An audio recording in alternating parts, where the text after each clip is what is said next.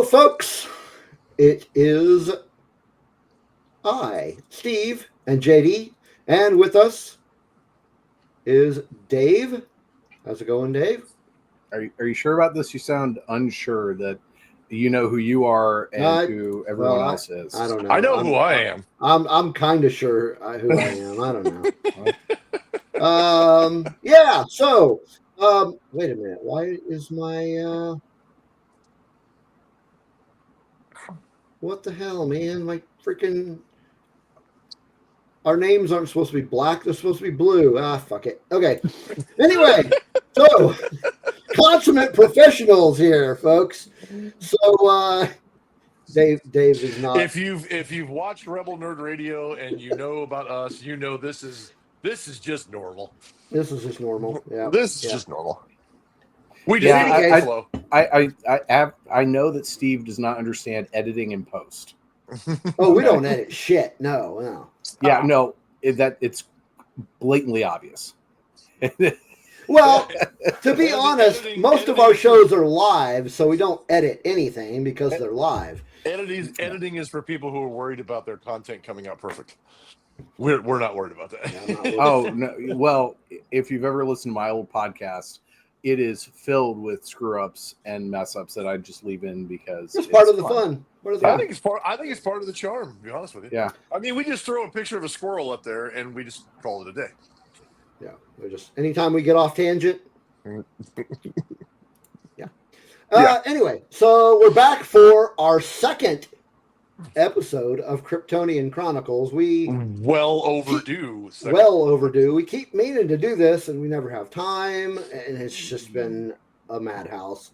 Mm-hmm. But we are here. We're going to do another episode of Kryptonian Chronicles, and Dave has joined us so graciously, and we are going to talk about the live action Superman actors, 1978 and forward. We didn't want to get into the older ones. And then we're going to rank them. So I think it'll be a lot of fun. Those of you that watch Rebel Nerd Radio regularly, you know me, I'm Steve, you know JD. But Dave has never shown up on one of our streams before. Well, he was on when we were still Rogue One Radio. Oh, you're not supposed to say that. I'm not supposed to say that. You're not supposed to say that. The old title, see, that'd be great if we could edit and post, but I'm not going to do that. Anyway, he was on an episode of that aforementioned podcast title. Ironically enough, it was our Superman episode. So he is our resident Superman expert. We'll just use that word loosely. So he has joined us, and we're glad to have him. So welcome to the show, Dave. Thank you for having me on. I appreciate it. Yeah. So hopefully he will be on some more. And Dave is here to make sure that we don't screw up egregiously. We're gonna do that anyway. So I do want to. You showed this last night on Showing Our Thingies, but let's go ahead and see that book because it is relevant. I gotta grab it. Oh, I thought you already had it. Didn't you just say he had it on the side of his desk? I said I had it sitting over in my chair. What did you to read? So if you didn't catch last night's show of Showing Your Thingy, I actually showed this because I thought it'd be relevant since we're going to be doing a show and we need to do more. Okay, Dave is confused. Showing Our Thingies is the title of our show and tell segment.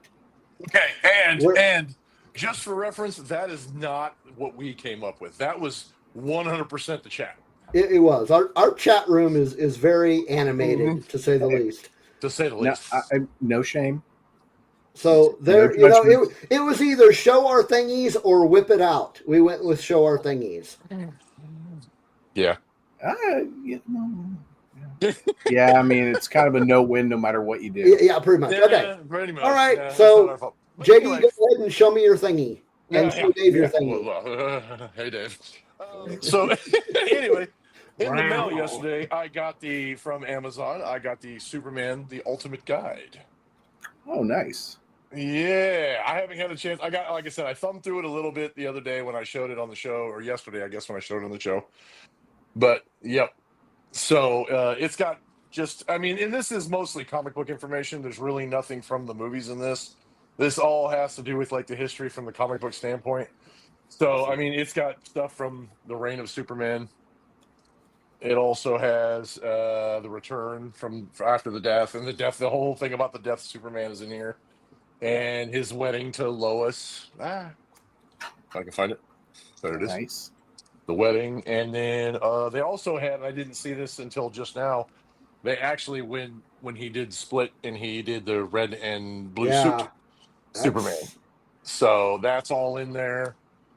That's pretty awesome. I mean, there's just a lot of good information in here and a lot of stuff that I'll have to read through. But it's about the comic book history of Superman. I think I have an older version of that. It's a DK book, right? Yes. Yeah, those are great. Or DK book. I love the DK books. Yeah. DK books are awesome. Yep, DK book. Yeah, and I'm assuming this is just the new, like updated version of it. So yeah.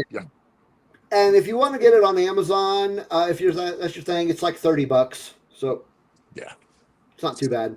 Yeah, and I'm looking. I really am looking. That's why I had it sitting next to my chairs, because I really am looking forward to thumbing through it, looking at a lot of the information. Which I have the original comic book first print of the death of Superman, the return of Superman, the reign of Superman, all of that stuff. I have all that. So yeah, nice. So before we jump into our main topic, let's talk about how excited we are for a little movie that's coming out in a few weeks on July 11th. It is Superman. Directed by James Gunn. It is a reboot of the Superman franchise. Tell us your thoughts of what you've seen so far in our trailers, because we've had some pretty cool trailers. Dave, you want to? Sure, I'll go. Things off. You know, at first, with that original teaser, I wasn't sure. I'm still not sold on the costume. I don't like the collar. I like the trunks, but I'm not 100% sold on the costume, but that's a moot point. Yeah. And the more trailers that came out, the more I liked what I saw. And I think it was that last one where he and Lois are talking, and she starts to interview him and starts to grill him. Yeah. And his response of people are going to die. And then in one of the most recent ones where he's keeping that building from falling down. And he just, it seems like it's going to be a good interpretation of the character. I agree. I'm very optimistic about James Gunn's interpretation of the character. I think he is going to succeed in bringing hope back to Superman. I think so. And I mean, he's pulling from really good source material. So what he's pulling from, All-Star Superman, Superman for All Seasons.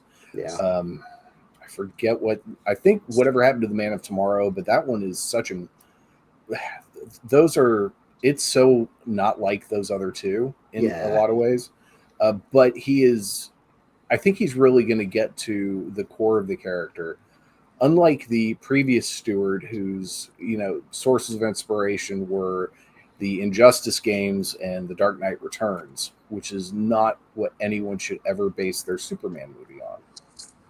That's fair. So what do you think of the new upcoming Superman? Oh, I'll get to that in a second. What do you think of the new upcoming Superman movie? I kind of agree with what Dave said. The costume is kind of a moot thing, but the one thing that I noticed was I'm kind of a little off on the S. The S is is a little weird for me, because it's a little bit more of like a triangle jagged kind of a lightning bolt pattern rather than just being the more definitive, the more definitive S. Right. So I mean, and like I said, that like Dave said, that's kind of a moot point. I mean, it's really not that big of a deal. I mean, it's just a newer, more updated version of the costume. I'm excited. I like Lex Luthor. I like the look of him. I think he's going to do a really good job. I can't remember his name.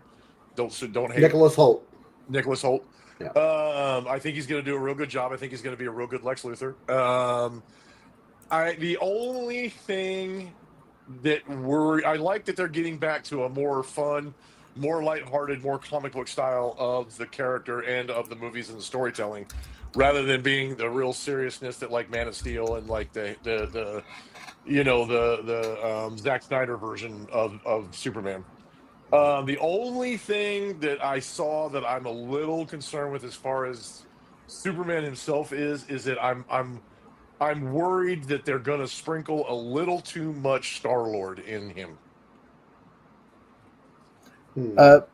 Explain. Well, because like the scene where, and I don't remember the guy's name, he's saying, "Hey man, we got serious business going on," and he looks at me and says, "Man, I'm doing serious business," and he falls. I kind of was like, it concerned me that some of the actions and some of the things they had him doing was a little too much dramatic, a little bit too much Star-Lord, because I'm used to my judgment point of Superman is obviously Christopher Reeve. I mean, I'll just come out and say it. That's who I base all of the other Superman characters on, is Christopher Reeve.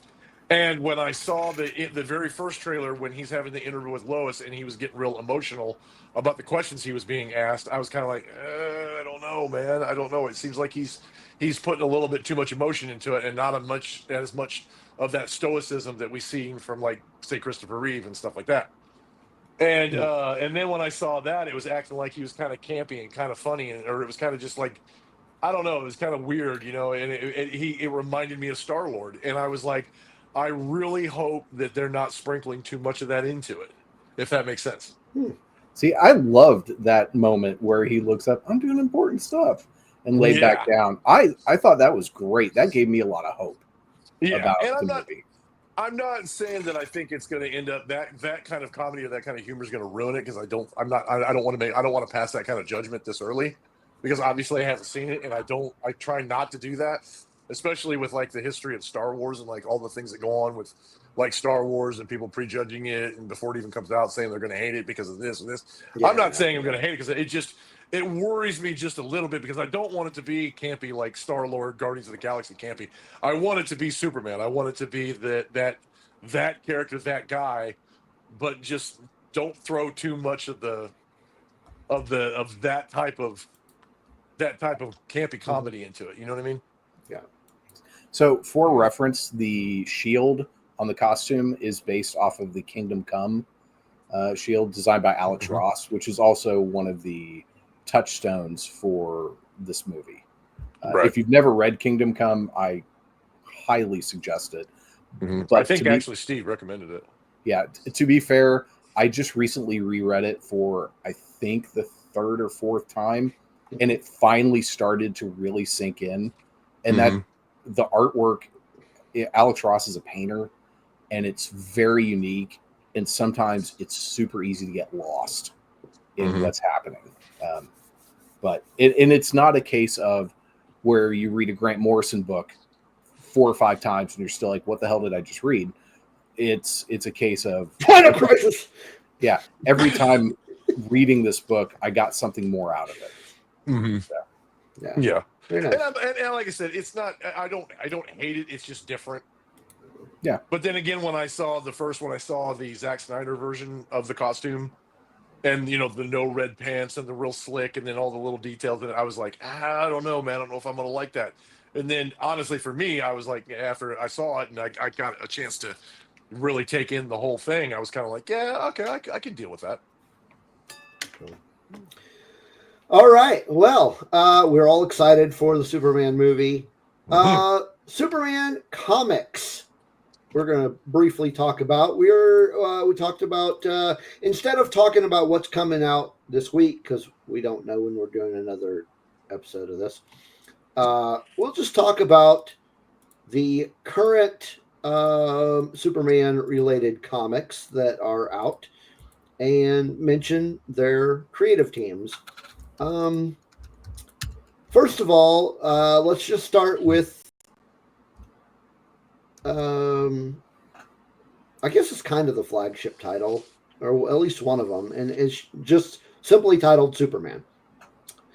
So this one is written by Joshua Williamson, and the artwork is done by, I'm going to butcher this dude's name, so I apologize, Sean Izaakse, maybe? We'll Dave, call him Sir. Yeah. Dave, are you reading this current run? So I'm not. The only single issues I'm reading right now is the Absolute Superman, but I am reading the trades. So I just finished reading the first trade of this series called Supercorp. It's great. Yeah, I love it. I am so a new issue just hit the stands today, so I am now 2 issues behind on this one. The next one is Action Comics, which I guess is actually the flagship title, because that's where he started, got his start. That series is written by Mark Waid, and you're going to hear his name again. And the artwork is done by Skylar Patridge. I have not been reading this one, but I think I'm going to go back and read some of it. Probably start from when Mark Waid picked it up. So I have been reading again the trades. Yeah. And Joshua. Did Williamson? I think I get them mixed up. Williamson wrote one of them at the beginning of the All In era, and Philip Kennedy. Yeah, Philip Kennedy Johnson. Yeah, wrote the other one. So I think it's Williamson was writing Action, and it's good. Well, Williamson is still writing Superman. Okay, what I can't remember, and unfortunately, I can't find a definitive list of what's out right now. Yeah, as I know there's a bunch of stuff actually. Yeah. So I'm going to go back and start reading this just to see. I'll pick up, like I said, when Mark Waid starts and see where that goes. The next one that I'm going to mention is actually the newest of the Superman titles, and that is Superman Unlimited. It is written by Dan Slott, and the artwork is done by Raphael Albuquerque. I have only read the first issue, but I really liked it. I am a fan of Dan Slott, so I liked his take on Superman. Did you get a chance to read it at all? I have not yet. Okay. I think you might like it. I read that one. I liked it. It was pretty good. Yeah. It's a good one. Next, Absolute Superman, which is kind of it's not really Elseworlds, but it is an alternate universe type thing. The Absolute line is like the Marvel Ultimates line. Yeah. Essentially. That one is written by Jason Aaron, and the artwork is Rafa Sandoval. I really enjoy this series. Oh my God, it is so good. It is. It's really good. So when we first started doing Kryptonian Chronicles, the idea was the second episode was going to be a review of Absolute Superman #1, and we haven't gotten around to it yet. We haven't got around to it yet. Hopefully, people, this will be the kickoff of we start doing these more often. Maybe we'll actually start doing these again. Yep. Yeah. Okay. Next book is World's Finest, which is kind of a Batman / Superman title. Written, told you we were going to hear his name again, Mark Waid. And the artwork is done by Adrian Gutierrez. Oh, this series is awesome. Yeah. It is so good. I'll have to. I think I read. What issue are they up to right now? Are they? Oh man. Because I have read some issues. I just don't remember where I started or where I ended. I have all the trades. Let me see at least what the trades are through. And while you're doing that, I'm going to check our friendly neighborhood League of Comic Book Geeks. That is my go-to for. Well, that's Justice League Unlimited. That is not what I'm looking for. So there are currently 4 trades out. Okay. So I think it's in the 30s. The next issue comes out on July 16th, and it is number 41. Okay. So I am quite behind. Next one is it's only kind of a Superman book. It's Justice League Unlimited. Also written by Mark Waid. Artwork done by Dan Mora. I read the first couple of issues and just kind of tapped out. I don't know what to tell you about that one. It's just I'm gonna pick up the trade when it comes out. Yeah. Okay. And because that's the same team that did the Shazam series, or at least the first, I want to say 3 arcs. Okay. Of the most recent Shazam series, which was fantastic. Yeah, it was fantastic. I knew I'd heard that name Dan Mora before. Yeah. So the next Superman related book is also fairly new. They're only up to issue 2 or 3, and that is Supergirl. And that is both written and drawn by Sophie Campbell. And it's a fun book. It is not serious at all, but it's a lot of fun. A lot of fun. And then finally, we have Krypto, the Last Dog of Krypton. Written by Ryan North and drawn by Mike Norton. I have not read any of these. For all of you pet lovers out there. Yeah, I have not read any of the Krypto books. Me neither. But maybe I'll check it out on DC Infinite. See what it's like. So those are the Superman and Superman related comics that are currently out or coming out. And yeah, I would say just on my own personal take, I would definitely read Absolute, Unlimited, and Superman. They are all really good in their own right. I mean, I think what are we up to on Absolute right now? It looks like issue 8 is the most recent. Yeah. Issue 8. Hey, we need to get on the ball, Steve. Have they done a trade yet?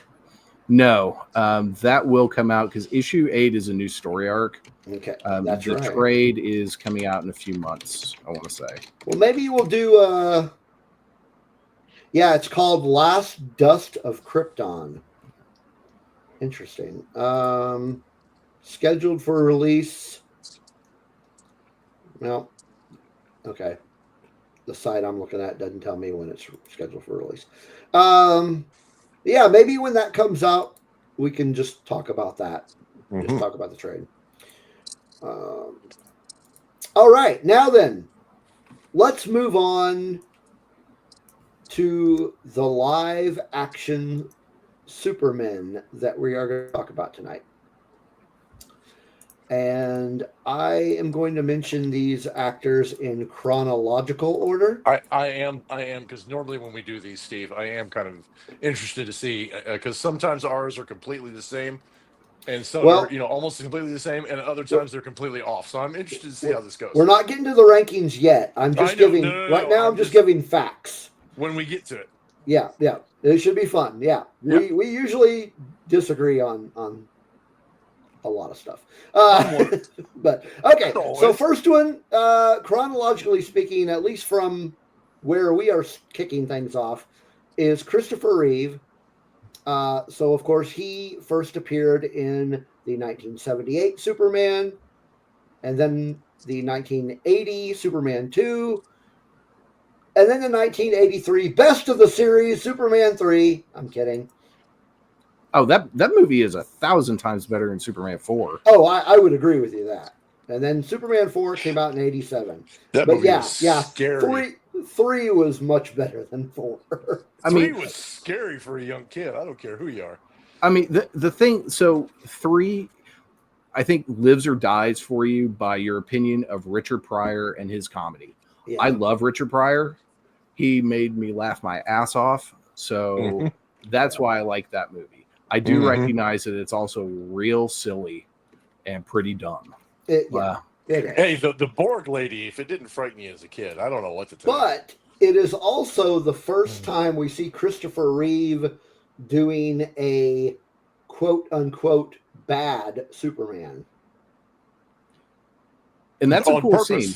Yeah. On purpose. Yeah. And it's also where we get Annette O'Toole as Lana Lang. Yeah.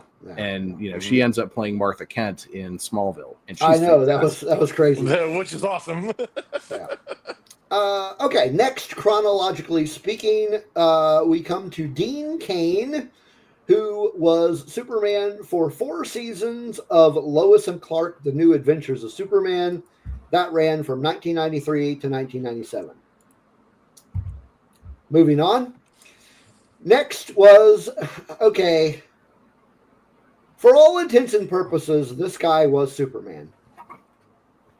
And I'm talking about Tom Welling, who was Clark Kent on the show Smallville, which ran for 10 seasons between 2001 and 2011.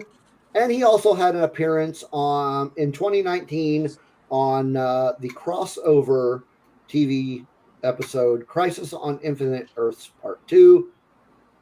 He does finally show up as Superman, like in the 10th season. At the very end? Yeah, pretty much. But you can't have Superman without Clark Kent, so that was an important story. Okay, so can I ask a side question real quick? You can. Okay. As long as it doesn't get into any personal opinions. Well, it does, but not about actors. Okay.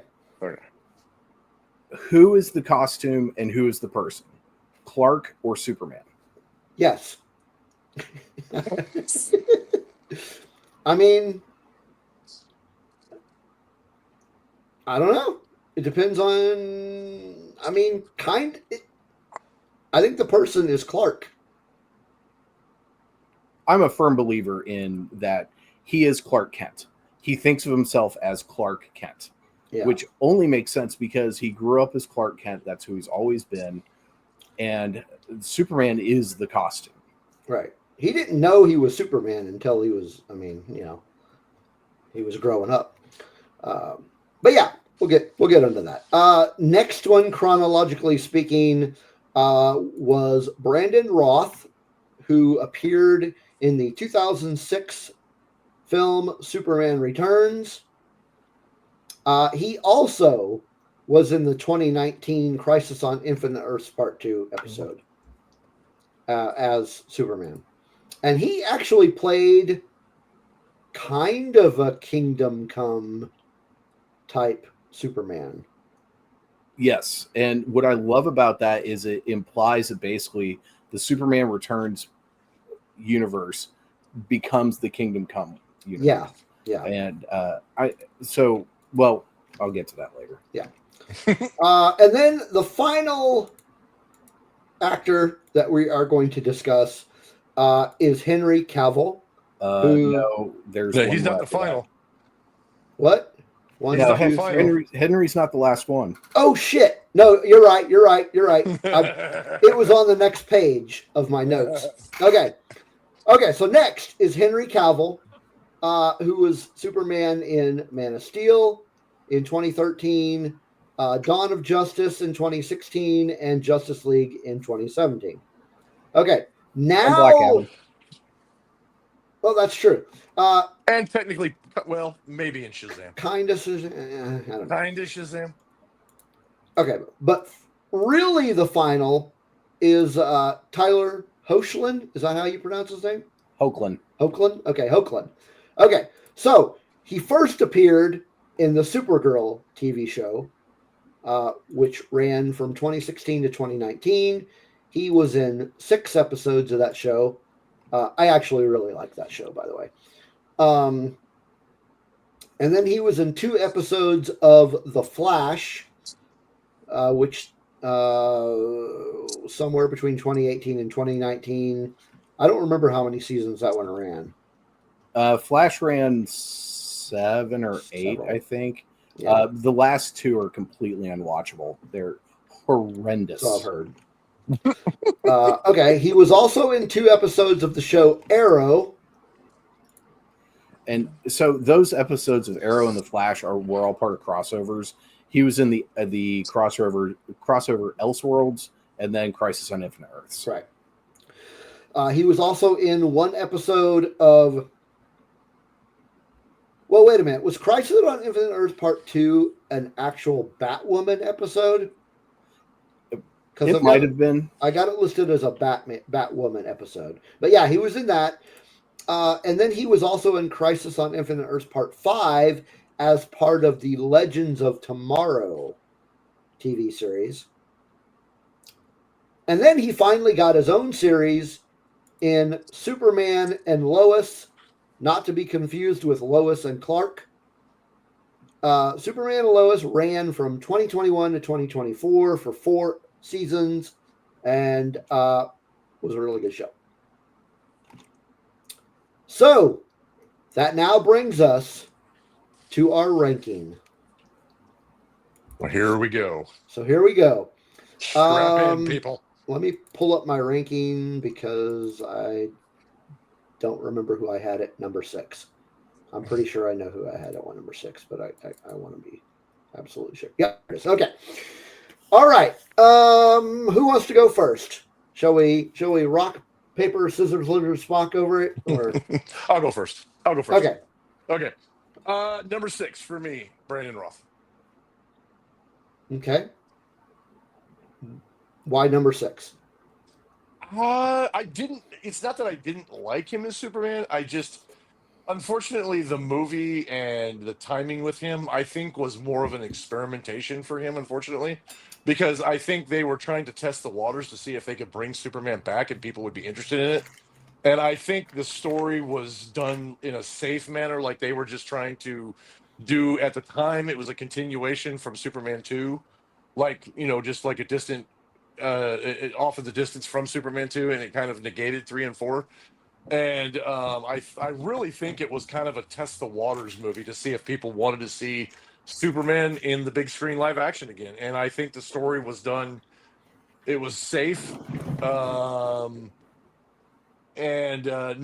shade on him. I just think that a lot of people were thinking that if it was a continuation of that story, it was he was trying to do his best to be Christopher Reeve, to fill Christopher Reeve's shoes, and it just obviously he was not going to do it. So, it's like I said, it's not that I hate him. It's not that I hated the movie. I just don't think it's not my favorite Superman medium, and then therefore, as far as live action goes, so as far as he's concerned, he just fell at the bottom of the ranking for me. So let me ask you this about Brandon Roth. Okay. How do you feel that he portrayed the essence of Superman? I don't think he did a terrible job. I think he did pretty good. Okay. But for me, of all of the Superman in there, for me, he just interesting. I think the others did better. Okay. Yeah. Dave, you want to go next, or do you want me to go next? I'll go next. Okay. So at number 6, I have Dean Cain. I have not seen much of Mr. Cain's performance. What I have seen, the good stuff is he has a good energy as Clark. His chemistry with Lois, with Terry Hatcher, is through the roof. And it's what I've seen of it, it's very reminiscent of John Byrne's stuff from 1986. I actually kind of want to watch this show because I've never watched it. So those are my thoughts on that. I did watch most of that show. I actually have it on video. I have it on DVD, by the way, on Blu-ray. My number 6 is also Dean Cain. As I said, I did watch most of that series. Looking back on it, that series is awful. If you watch it now, it's awful. But if you watched awful. it in 1993 through 1997, it was. Anyway, I like Dean Cain better as Supergirl's dad than he played as Superman or Clark Kent for that matter. I just didn't feel it. This wasn't. I mean, but you're making a great point in that for the 90s, with a limited television budget, sure. they did probably the best they could. I will say that, I mean, granted, in the show, my understanding is his mom literally makes his costume, and the costume looks like a mom made it. It looks like a kid's Halloween costume. Yeah, that's fair. Yeah, I just didn't. He didn't do it. And I mean, I'll be honest with you. The first 2 seasons were fantastic. The second 2 seasons, the first 2 seasons were good. Season 3 was meh. Season 4 was crap. My opinion is similar. The first season was fine. It was a decent episode, for me at least. The other seasons that I did watch were just dog shit. I just didn't like them. They were awful. See, I wasn't going to go that far with any of them, but whatever. I'm sorry. Okay. That's all right. That's all right. Let's move on to number 5. Go, JD. My number 5 was Tyler Hoechlin. Is that right? That's that right? Wow. Are you high? Wow. Defend. Defend. Okay. I'll be. To be fair. That is a series I did not watch a lot of. I did not get to watch a lot of it. I watched like the first season, but I didn't get to watch the subsequent seasons or any of the special appearances. I really did like him as Superman. I really didn't have much issues, but I just didn't. I just didn't think as much of him as I did some of the other ones. Wow. Sorry. Fascinating. Okay. Yeah. All right, Dave. Let's hear your number 5. So my number 5 is Brandon, and honestly, I think his last name is pronounced Ralph. I think so. Here's my thoughts on him. He did an excellent Christopher Reeve impression in Superman Returns. Yeah, he nailed those mannerisms just really well. In Crisis on Infinite Earth, though, he brought a gravitas to the character, and it showed that what he could have done in a different situation. And the thing about Superman Returns is it is a subdued film. And yes. JD, you said that you thought it was a safe movie. I don't think it's a safe movie at all, because even though it's live action, there's no action. There is hardly any action in this movie at all. That's what I meant by safe. The storyline was just safe. They didn't want to go too crazy with it. They didn't want to go too crazy with the lore on it. It was just like the basic stuff and the same elements as say the first 2 Superman from the Christopher Reeves Superman had. So they didn't want to go too out on a limb. They just wanted to kind of test the waters to see if people, because everybody was begging for a return of Superman to the big screen. And so when they did it, it was just no big action, no big lore, no big distance, just going back to basics. What's interesting about that is I don't think that's safe at all. To make a safe Superman movie, especially for the masses at that time, you would have made an action-packed film that is exciting and fun, and not something that's introspective and that makes you think. And I don't even love Superman Returns. I think it's good, especially when you separate it from, okay, this is not an action movie, and you think of it in that way. But I think it's better than Superman 4. Yeah, I think we all can agree on that. Well, there are very few films that aren't. That's fair. That's fair. All right. My number 5, JD, you're not going to like this. Oh, God. Here we go. My number 5 is Henry Cavill. Oh, you there's something wrong with you in your head. No disrespect to the actor himself. He's not Superman. He didn't feel like Superman at all to me. unless the only previous experience with Superman that you have is from Injustice. Or as Dave mentioned earlier, The Dark Knight Returns. Excuse me, this is none of my business. He did not capture the essence of Superman at all to me. And as the movies progressed, just again, personal opinion, it's what these are, it got worse. What did you think of in the theatrical version of Justice League, some of the lighter moments with Cavill? I just didn't feel Superman. He did not. To me, he did. Okay, so here's the thing about Man of Steel. Okay, the movie Man of Steel.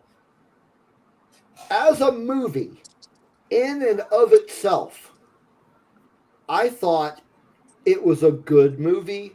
I enjoyed it. As a Superman movie, nah.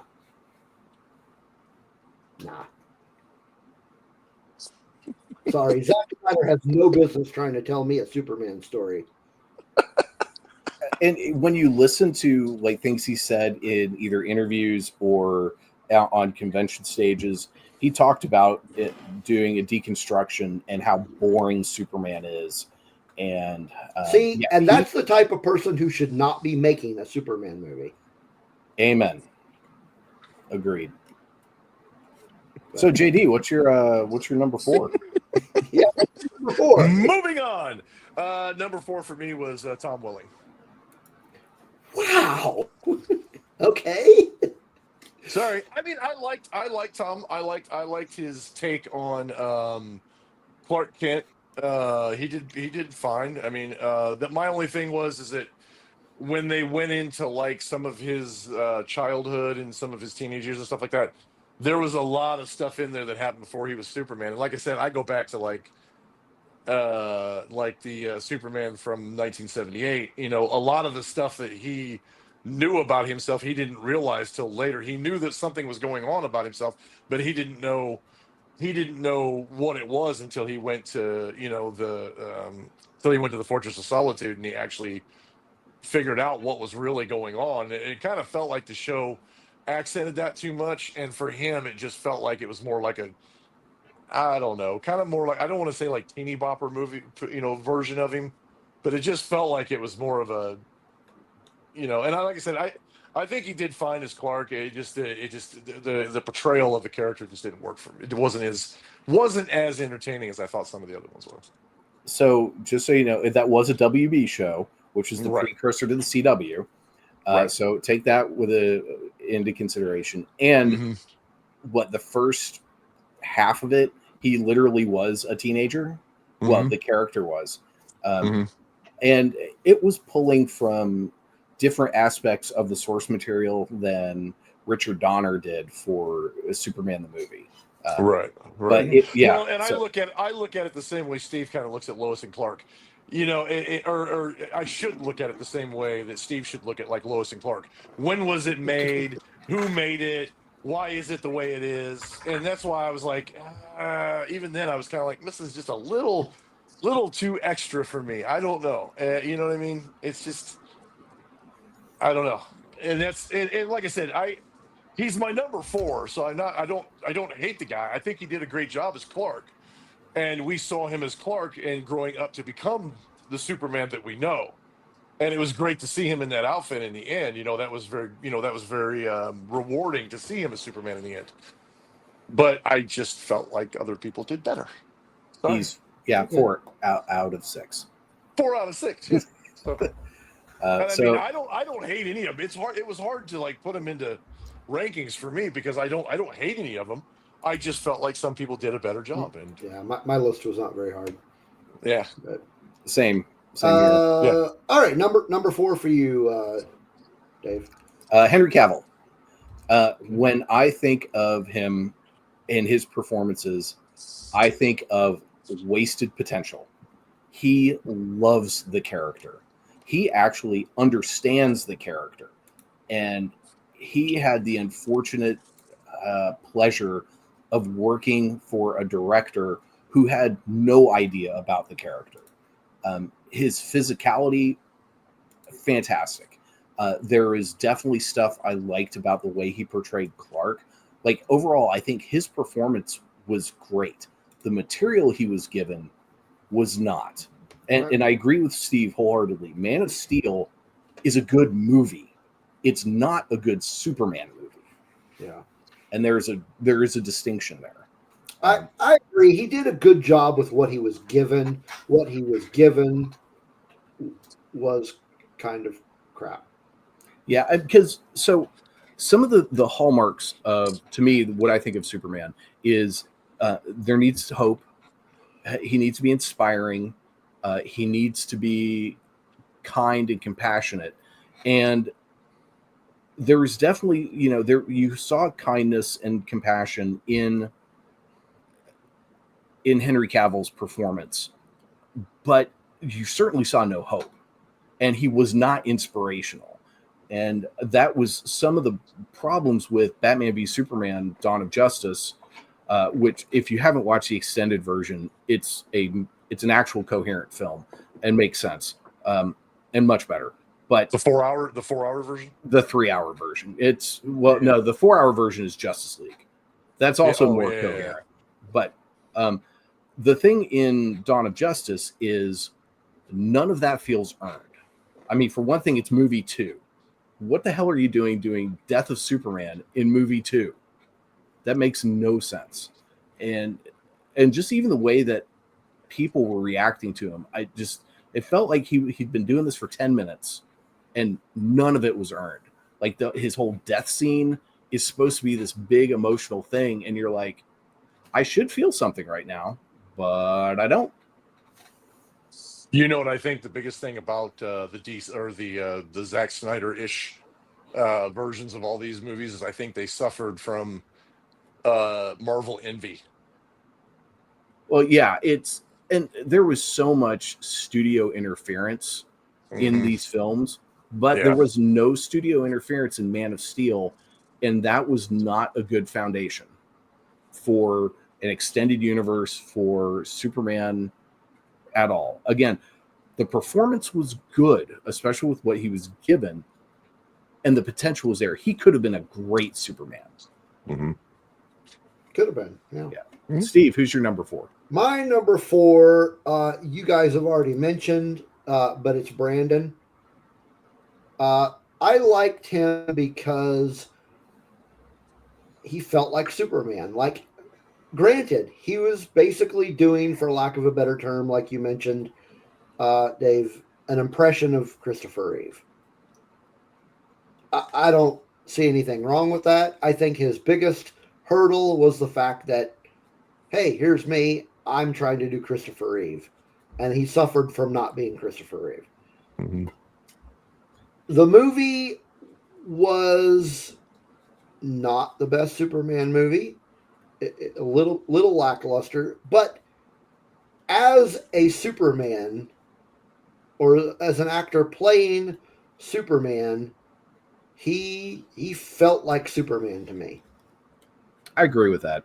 He's another one, wasted potential.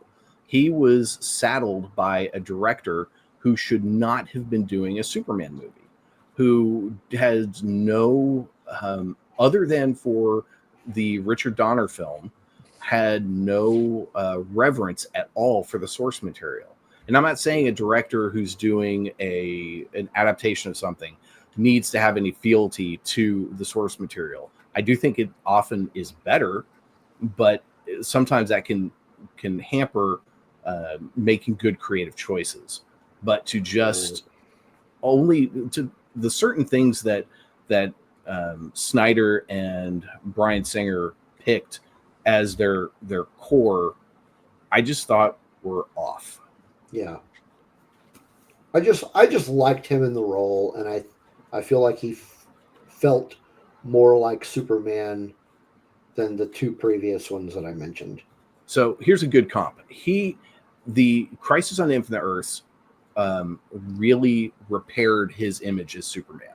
It was the same way that the Obi-Wan series made up for Hayden Christensen's performances, or the way people saw his performances in the prequel trilogy.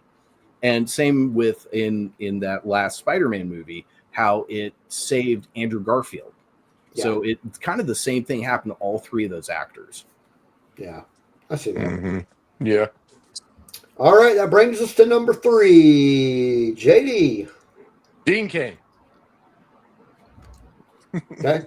I watched Lois and Clark religiously when it came out because I loved Superman. And it was not too long that the Lois and Clark series came out after like the death of Superman, and it kind of reinvigorated everybody's passion for the character and stuff like that.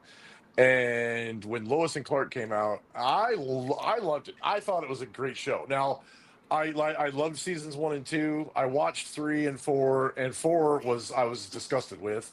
And then when I went back and watched the series again, I was like, yep, loved 1 and 2. 3 was kind of meh. And then I'm like, yeah, I really hate 4. So like I said, I have the DVDs. I have all the DVDs from the entire series, and I've watched them. But basically, I watched season like 1 and 2, and I stopped. What is it about season 4 that you don't like?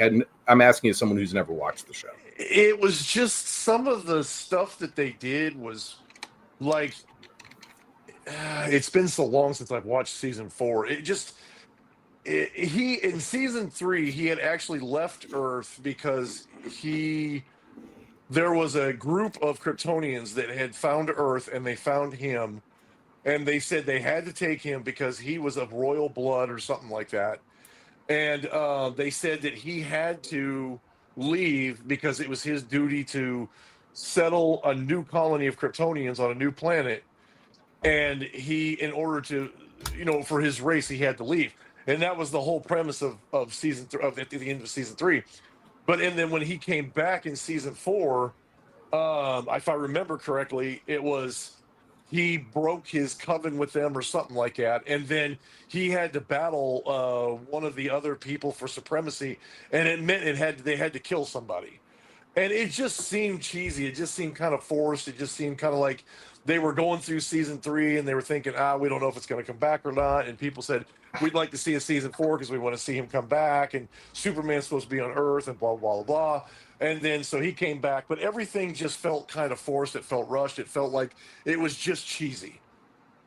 It just felt like the magic and the stuff that they had caught between Superman and Lois in the first 2 seasons and it focused more, the whole TV show focused more on like, the relationship between Lois and Clark, like building that mystery between the two of them and then finding out who he really was. And then it built on their relationship and their personal life rather than building on like the lore of Superman. And then when they got to season 3 and 4, it was kind of like, okay. It was more, that. And then 4 was like, it was just completely campy for me. I was like, I didn't really care for it. All right. But at the time, I thought Dean Cain did a really good job as Superman. I thought he captured Clark really good. He did a really good job as Clark Kent, being the mild-mannered reporter. When he had to be Superman, he was very kind of that stoic, very about justice, about teaching a lesson, about helping people, and that kind of thing. Maybe it didn't show the whole hope aspect of the whole thing, like you kind of were talking about, but it was, seeing him was inspiring, and him saving people and doing that kind of stuff was always that kind of, he'd pop in, save somebody, and then pop out, and he'd be gone, and he'd say, just give some little speech or some information or something, and then he'd be gone again. And so, because like I said, they were trying to do more of focusing on the relationship of Lois and Clark rather than Superman himself. Mm-hmm. Yeah, it was basically, wasn't it at first an office romance series about Superman and Lois? Yeah. Mm-hmm. And like Superman was like the backstory. Superman himself was the backstory, but Lois was always constantly getting into trouble, and it was him saving her all the time, and then figuring out that he could do that with just not her, but all kinds of other people. And yes, his mom made his costume. Which, if you watch that sequence, and I remember that, because if you watch the sequence when she makes the costume, it's actually kind of funny because the stuff that she comes up with is like, what the hell? This is what Superman's costume could have looked like. And you're like, it's funny. And they play I Need a Hero from Footloose of the 1980s. They play I Need a Hero as she's making these costumes for him. It's freaking hilarious. It's funny. So I liked his portrayal. I liked his portrayal as Clark, and when he was Superman, I think he captured the character very well for being a mid 90s low budget TV show. I think he did a great job. Okay. All right. You're number 3, Dave. Christopher Reeve. I think he nails the essence of the Silver and Bronze Age version of the character. He radiated kindness and compassion and hope. Part of it is, the older I've gotten, the less I am drawn to or connect with the pre-Crisis on Infinite Earths versions of Superman. This was, the version that could just push a planet, which we saw many times in Super Friends. And I think he did an incredible job. It's just what I'm looking for in the character is not in that iteration of the character. Huh. Interesting. Okay. Right. It's not hard to tell where this is going. Yeah. Okay. I did not expect that. My number 3 is actually Tom Welling. Now, he's at number 3, and so you may think I don't like him, but I do. In fact, I really like Tom Welling, and I really loved that show. That show was phenomenal. Loved Smallville. But he suffers from... We really didn't get to see him as Superman enough. And that's the only excuse I can come up with as to why he's 3. And also that the 2 that are above him, I just felt they defined the essence of the character a little more to me. But I do like Tom Welling. I like Smallville. I loved him as Clark. That's what he is. He's Clark. Loved that show. Loved the dynamic between him and Lex Luthor. Great actor. When he showed up, I'm telling you,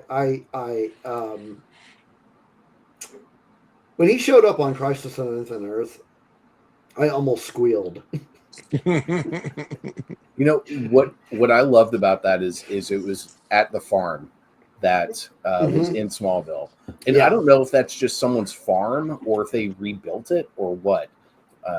But also in Elseworlds, when you went to Superman and Lois's house and farm, it was also that farm that they used. But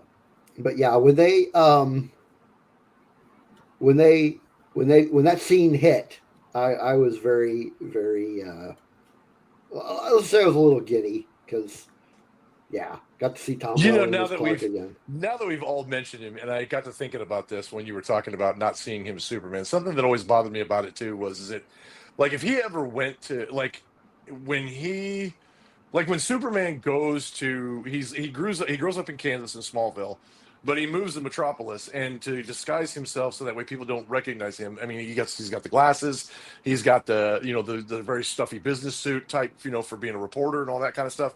And then when he becomes, and the hair is kind of a mess. And then when he becomes Superman, he's got the spit curl, he's got no glasses, he's got the muscles, he's got the tight outfit, he's got the cape, and I mean, it's a complete dissension from going from Clark to Superman as much as he possibly could. And the funny part about it is, I don't know if you guys ever saw this, but Henry Cavill actually went to New York wearing a pair of glasses, and he was in Man of Steel, but when he was wearing his glasses and they were doing like Dawn of Justice, he was standing in front of a poster for the movie, and he was wearing a pair of glasses and like a button-up shirt. Nobody recognized who he was. People laugh at that disguise, and it's brilliant. It's brilliant. It worked. And now for me, all the people that he met, including Lois Lane, how is it going to be that he's going to go work for the Daily Planet and all of a sudden he's going to throw on glasses and nobody's going to know who he is? I'm like, it doesn't work for me. I don't know how that's supposed to work, but it doesn't work for me. And I was like, man, I don't know. He should have been like wearing glasses from the beginning, but that wouldn't have made sense because he didn't need to. There was no reason for him to hide his face. He didn't need a disguise at that point. I think the thing about it is people are amazingly not observant. That's fair. I mean, how many times are there signs that no one reads? And we have signs up in my job that it's like, it tells you right there.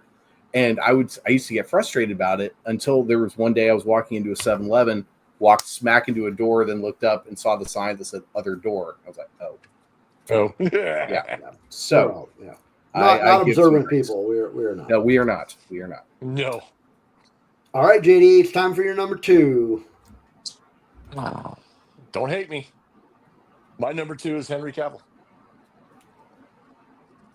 I liked Henry Cavill. I liked him as Superman. Yes, it was a different version of Superman, but I felt like I didn't come up with the opinion that Superman in the normal aspect of the character was boring, but I did like the fact that they added in the fact they kind of concentrate on the fact, like I'll give you for instance one of the scenes that I think is the most interesting is when he's in Alaska or Canada or something, and he's hiding out and he's working as a dishwasher in the bar, and the bully comes up and picks on him and throws the beer, dumps it on his head, and then he runs the logs through his truck, and and then he runs off. And it kind of the reason I like that scene is because I think he was struggling with the fact, it seemed like they were focusing on the fact that he had all this power, he had all these abilities, but his father knew that if they told the world and everybody knew who he was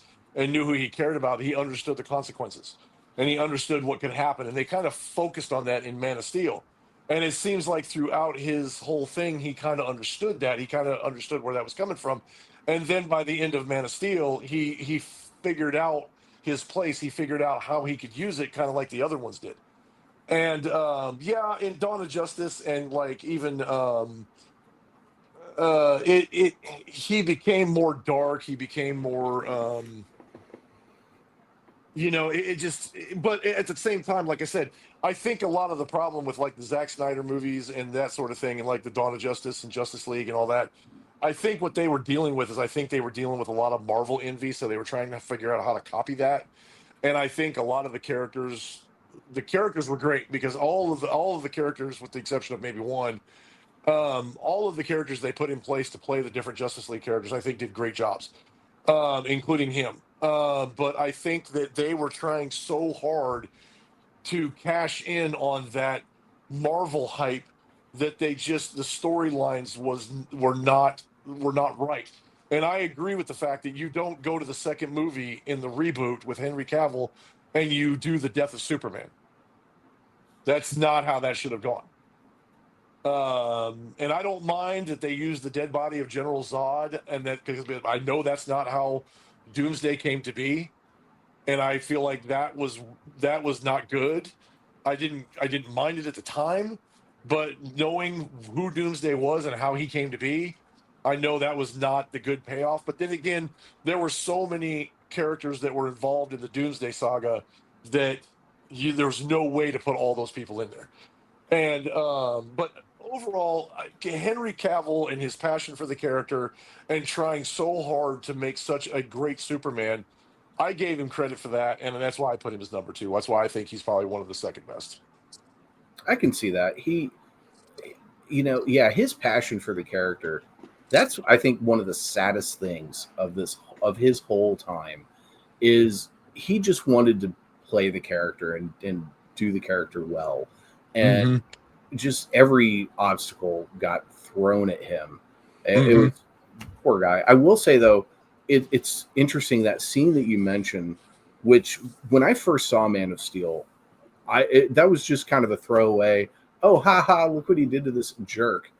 But the more I thought about it, and over the years as I've rewatched the film, because I've watched it many, many times, the more I'm like, oh no, you're an asshole for doing that. That's This guy might have been a jerk to you, but that's his livelihood. What are you doing? Yeah. And it is a super petty and shitty thing to do. And the other thing, the scene where Jonathan is saying to Clark, you people can't know about your secret, and Clark's like, what should I do? What should I do? Let those kids die? And his answer was, well, maybe. It's like, oh, no wonder your son turned out to be a dark, brooding dick. I think that's what they were trying to accent throughout the whole thing, is his battling between, do I want to be an asshole or do I want to be a guy who can do good? To me, that should never be a battle, though. It's part of Clark is his goodness. But really that kind of brought his I think his humanity to the forefront, where other characters it was very cut and dry, because Clark Kent was, when Christopher Reeve was doing it, it was Clark Kent was this kind of goofy, weird dude, but when he was Superman, it was, I'm the guy, I'm that dude. And this one kind of brought the more of the humanity to it, because anybody who has power struggles with, do I want to be that douchebag? Do I want to be the guy that's the bigger guy because I can be? Or do I want to be the guy that actually helps people? And I think before he actually puts on the suit and he becomes Superman, he's struggling back and forth with that. And by the end of the movie, he finally figures out that his path is this. Okay. And for the record, I wouldn't hate anyone for liking a fictional character or an actor who portrayed him, because that's just idiotic and insane. Yeah. Fair. Yeah. Yeah. All right, Dave, number two. Number two, Tom Welling. He showed Clark's journey better than anyone. He showed that Clark is the person, and Superman is the secret identity, is the costume.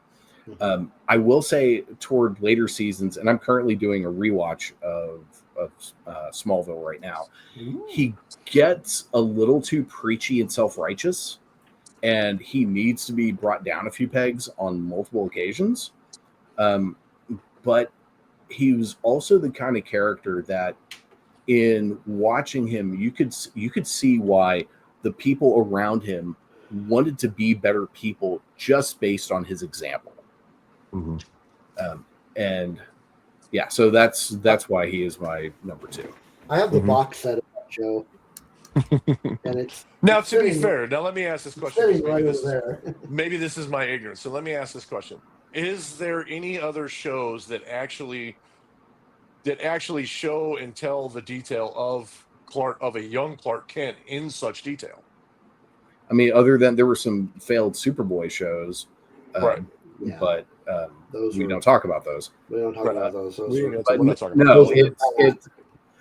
No, because there's traditionally in a lot of the Superman stories, you get the very early years, and maybe at the point where Pa Kent dies, then Superman goes off, and you don't hear from him until he's like 33. It's like the years of Jesus disappeared, and then all of a sudden he's back. Oh, hey, I'm Superman. So yeah, no, there has not been a story like that, but I think that was the whole point, was to show Superman before he's Superman and explain how he got there, how he got to that point. It's a good show. Yeah. All right, Steve. Number two. Let me explain. Oh God, there is a very fine line between 2 and 1. Let me just put that out there. My number 2 is Tyler. I think he does a very, very, very good Superman and a very good Clark.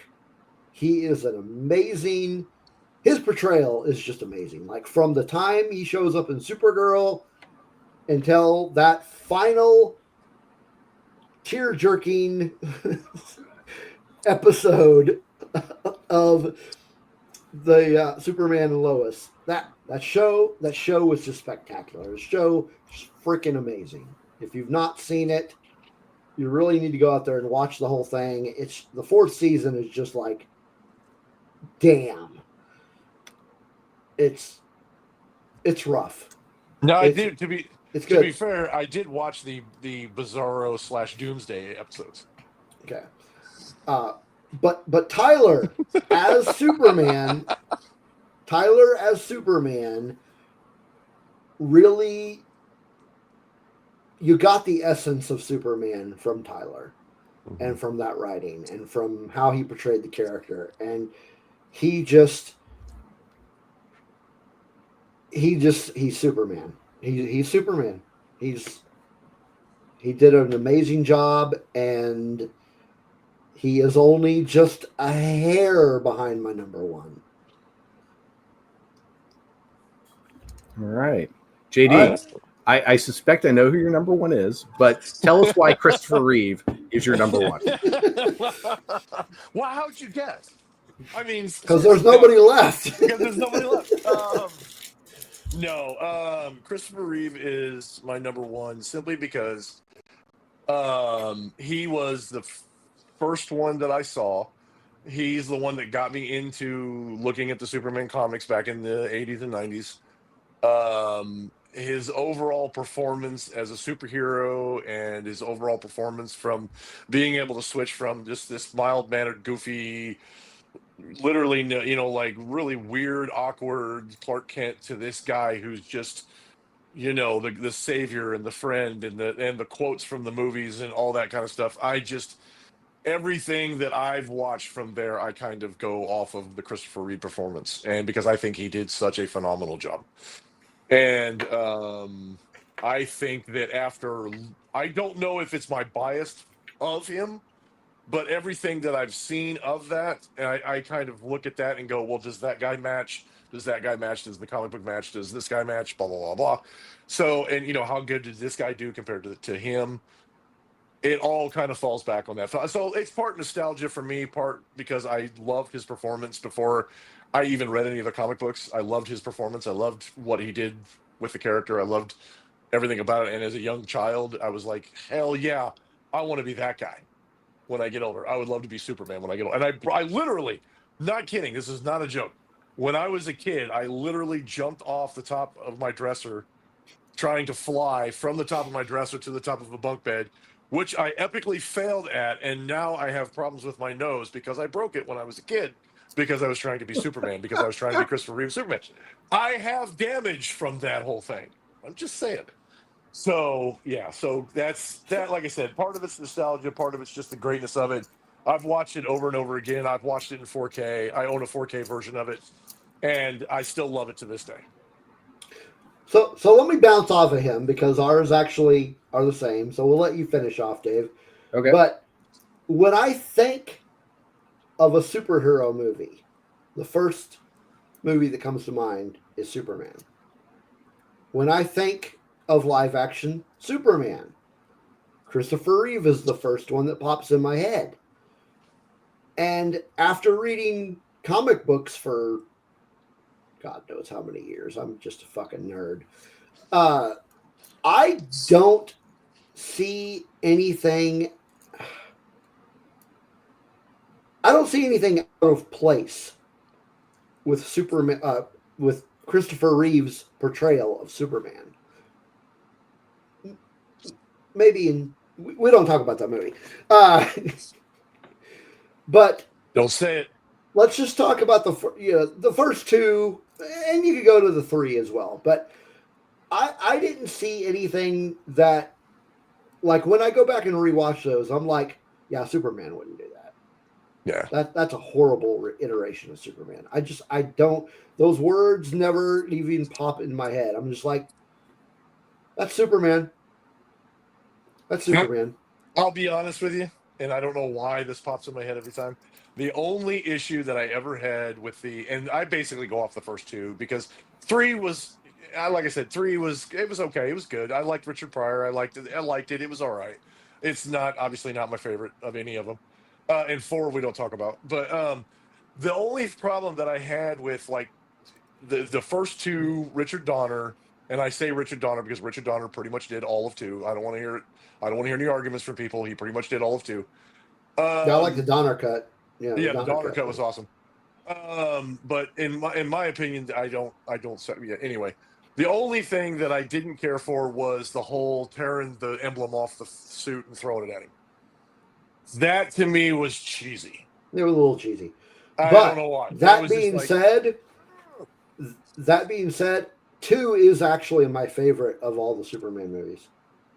2 was pretty badass when he has the fight with the three of them downtown. Oh yeah, I love that.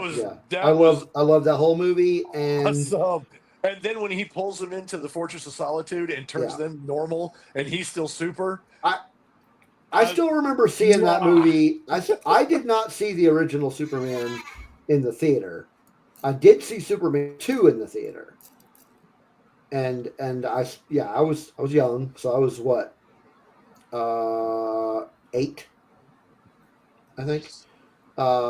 Great movie. Superman 2 is great. So yeah, Christopher Reeve is just, and I don't know if it's I'm not much older than you, Dave, but I think a lot of it is probably nostalgia, and it's just, he's Superman to me. Again, thin line, because Tyler is freaking amazing. Well, that's a good segue into my number one, which my number one is Tyler Hoechlin. Like, no ifs, ands, or buts.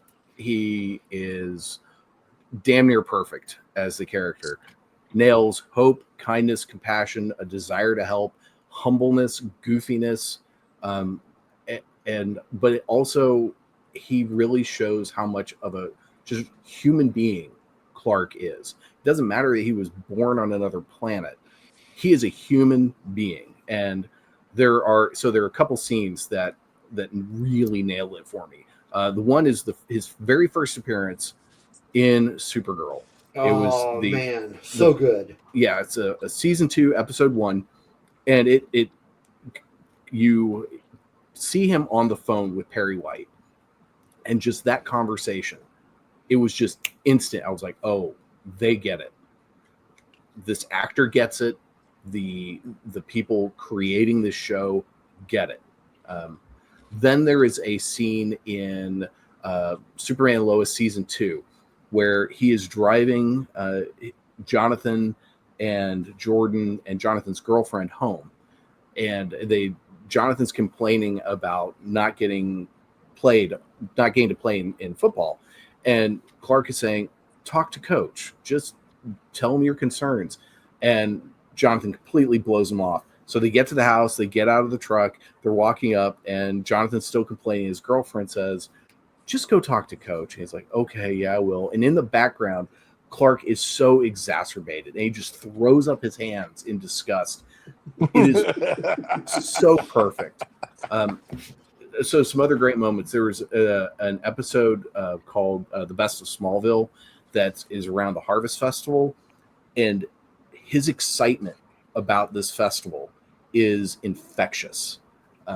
So some other things in the show. I've actually got notes here. In season 5, it's still in season 1. There was an episode called Brief Reminiscence in Between Cataclysmic Events, and it's a background episode. And so the bad guy in the season gets into Clark's mind and starts seeing his memories. So you see his very first appearance in Metropolis. You see his relationship with Lois and how it comes about. It's an incredible episode. And then, like Steve said, season 4, it's 10 perfect episodes.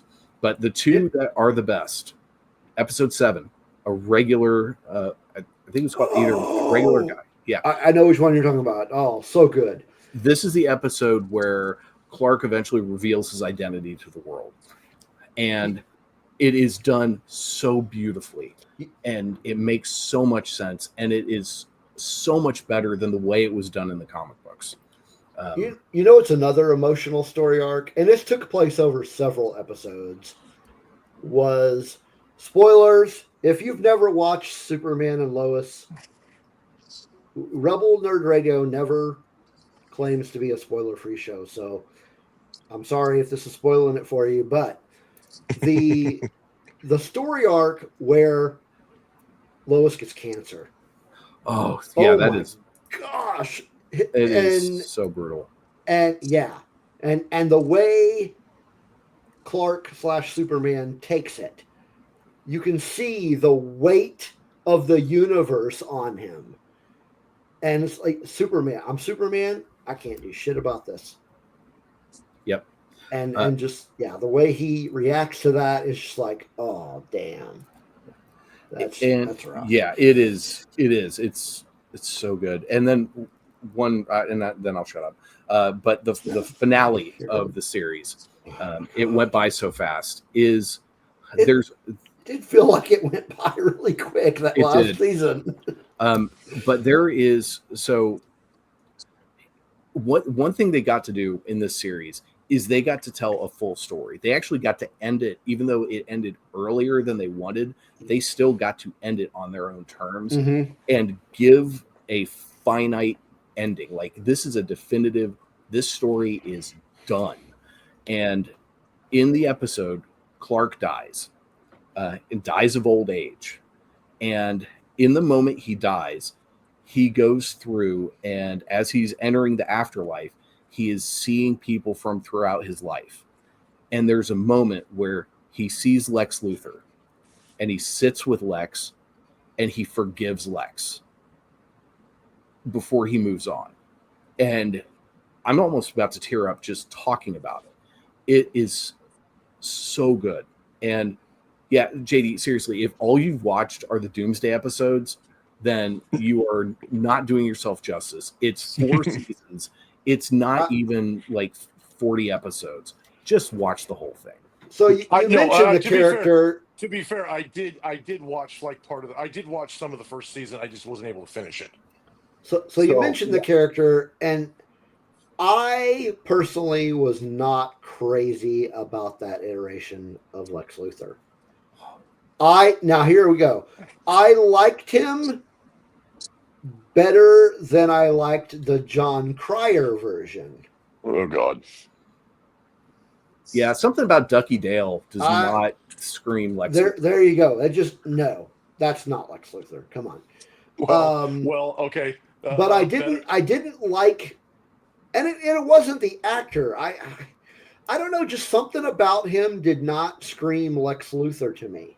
Oh man, see, there were times where I'm like, yeah, that's a Lex Luthor thing. I don't know, just something about that character didn't sit right with me. Now, that being said, I also like his Lex Luthor better than a certain movie Lex Luthor, whose name I will not mention. And we'll leave it there. But anyway. Yeah, Zuckerberg as Lex Luthor is not, even though in reality he might actually be Lex Luthor. That's a whole other story. But yeah, having old Marky there play Lex was a choice. But yeah, the performance of Lex on that note in Superman Lois, at first I wasn't sure, but then also remembering that this is a Lex that had just spent years in prison for, even though he's committed all sorts of crimes, he went to prison for something he did not do. And he is just obsessed with revenge.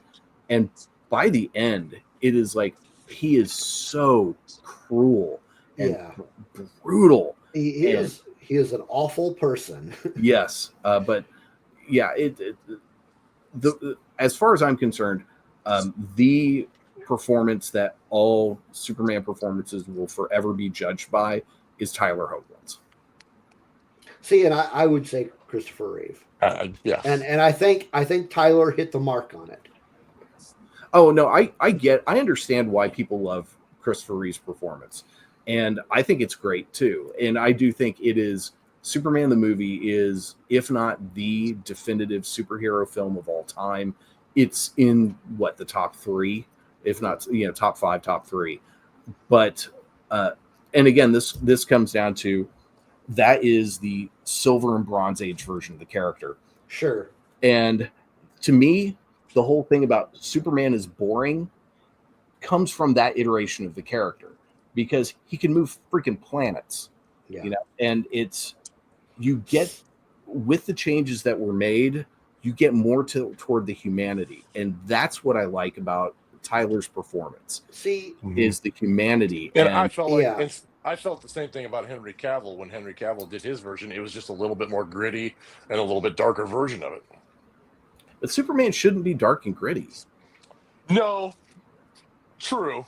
But I still like I said, the reason why I put him at second was just because I think he tried so hard to do the character justice, and he's just not given the tools to do so. He just wasn't given. He just wasn't given a good script. I think, like Dave said, I think he had the potential to be a great Superman. But to one of your points, Dave, I think that people that say he is a boring character are just lazy. Well, I don't know if that's fair. I don't think they have been. My guess is they have probably not been exposed to enough good Superman content to know. Well, that's what I'm saying. They're too lazy to go out and look for it. Well, I mean, in their defense, it's digging through 85 years of comics. Where do you even start? He's been rebooted how many times? How many different number ones? He has how many different ongoing series did we just talk about tonight that are currently in production? Yeah. Shitloads. Yeah. Now, it's not the X-Men. It's not trying to figure out that horse shit. It is Come on now. It's a little more easy. But I know, I'm just fucking with you.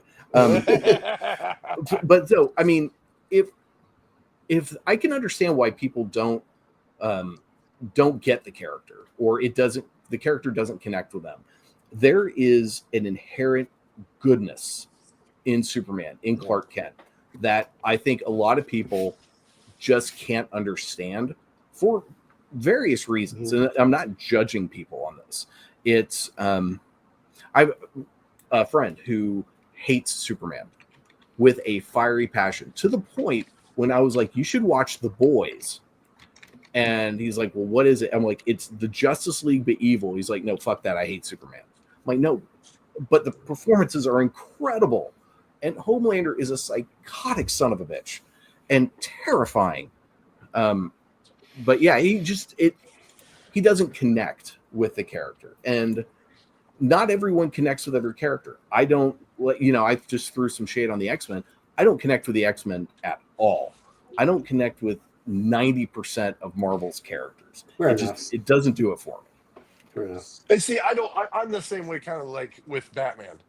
I don't hate the character. I like many of the aspects about it, but his story has been told so many times, and his origins have been told so many times, and so many different actors have played him. Yeah, exactly. And Steve loves Batman, and I don't hate Batman. I have no problem with Batman whatsoever. I'm not the Batman fanatic that some people are, so therefore I don't consume as much of the medium. I have this kind of love-hate thing with Batman. Like, I don't dislike the character. I am so fed up with DC's over-reliance on just falling back on Batman. That's fair. You can walk into a comic shop, any part of the country, walk to the new release wall, and I shit you not, 2/3 of DC's rack are Batman and Batman-related titles. Mm-hmm. Their pantheon is huge, and I get why they do that, because that's why people buy. But the thing is, also, I think, and this might be controversial, Batman is an easier character to get into and to understand than Superman. I would understand that. Yeah. Well, I would agree. I mean, because Batman is Batman, and his alter ego is Bruce Wayne. Yeah. Right. And I mean, the whole thing. So, talk about motivations. Why does Batman do what he does? Revenge. Plain and simple. I would say justice. in a very dark way. I don't think it's revenge because he hasn't gone after the guy who did it. He has, but In some cases, yes. revenge would be just a one singular focus, like just this one person. Okay, then vengeance. It's more about getting back at the city and at the types of people that robbed him of his childhood. Spider-Man, Peter Parker does what he does out of guilt. He didn't act and his uncle died. He feels guilty. That's why he does what he does. Superman does what he does because A, he's a good person, and B, he can. It's the right thing to do. It is the right thing to do. Yeah. Mm-hmm. And I can, like I said, to piggyback on Steve's point, I can see how some people would think the character overall of Superman is boring because he's a superhero version of like Dudley Do-Right. I mean, he's the guy, he's the do-gooder, and he plays the campy character and stuff like that. So, I mean, you pretty much know what he's going to do and what he's not going to do, which is he's the Boy Scout. He's the Boy Scout. He's not going to kill. He's not going to kill. He's there to save people's lives. I would love to ask those people, what did you think of Captain America in the MCU? And if you like that character, it's like, okay, well then what's your problem with Superman? Because Captain America is as much Superman as it is Captain America. Mm-hmm. Yeah. Yeah. Which I love Captain America. Yeah, he's awesome. Oh yeah, I do too. I love Captain America. He's hands down my favorite character in the MCU and might be my favorite Marvel character overall, but I digress. Mm-hmm. So I think we had a good show. It's about time to wrap things up. Thanks for having me on, guys. Yeah. So when this does make its way to YouTube, make sure that you leave some comments about what live action actors you enjoyed most. We are done with this ranking of live action Superman. Hopefully we will do one sooner than later on our next one. I have an idea for what we should do next. I have an idea that I know what your idea is. I have an idea, and it's going to require some reading. Oh God! Well, I'm pretty sure in all three of our cases, if we all do this together again, it's going to require some rereading. But okay. I'm thinking, a little review of a comic that came out a few years ago. So, on that, are you just talking about just the death of Superman part of it, or the whole kit and caboodle? Just the death of Superman. Okay. Because not the reign of the Superman, not the that would just that would take the death of Superman. That would take months to get through that. Yeah, because it's like that thick. All the all the trades. Oh yeah. But no, I'm talking just the death of Superman. Yeah, because I have the death of Superman. I have the original comic book. I have the origins of Doomsday. I have the reign of Superman. I have the funeral for a friend. And let's just keep going. So it's just a thought. I leave that thought with you. But I thank everybody who is watching this. Thank you, patrons who are seeing this first. Mm-hmm. And to those of you that see it when it comes out on YouTube, thank you for watching. And I don't know about you guys, but I had a good time doing this one. Yeah, this was a lot of fun. Thank you guys for definitely need to do some more Kryptonian Chronicles. Yeah, thank you. Yeah. See you next time.